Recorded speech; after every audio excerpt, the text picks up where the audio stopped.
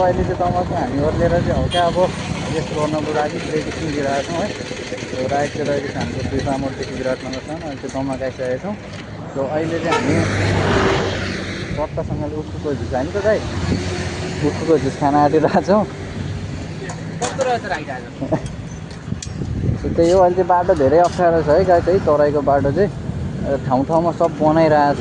यो बाटो बढाउनको लागि होला सायद है, त्यही हो। त्यो उखु झुस खान आँटिरहेको छौँ हामी त्यो गर्मीमा।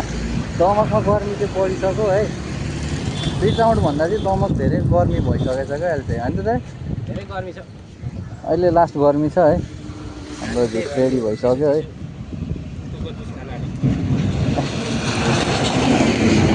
गाई छैन यस्तोदेखि चाहिँ डढाउनुपर्छ किपरसँग चाहिँ है, टिपरसँग चाहिँ डढाउनु पर्ने हुन्छ है। जति पनि बाइक राइडमा हिँड्नुहुन्छ टिपर आउने बित्तिकै अलिक परैबाट क्या साइड दिइहाल्नुपर्छ।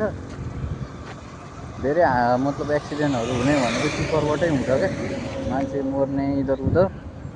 सो आफ्नो सेफ्टी पनि आफै गर्नुपर्ने हुन्छ है गाइड, त्यही हो। र भ्लगमा हेरिरहनु भएको छ, त्यही हो। हामी चाहिँ त दाजुको साथीहरू पनि आउँदै हुनुहुन्छ र त्यो दाजुको साथीहरूलाई पर्खिरहेको छ, आउनुहुन्छ होला सायद। सो आन्टीले चाहिँ झुस बनाइदिइसक्नु भइसक्यो यहाँ है। आन्टी भाइरल अहिले चाहिँ म हेलमेट लगाइरहेको छु, सो झुस खाएर मात्र बोल्छु है त गाई।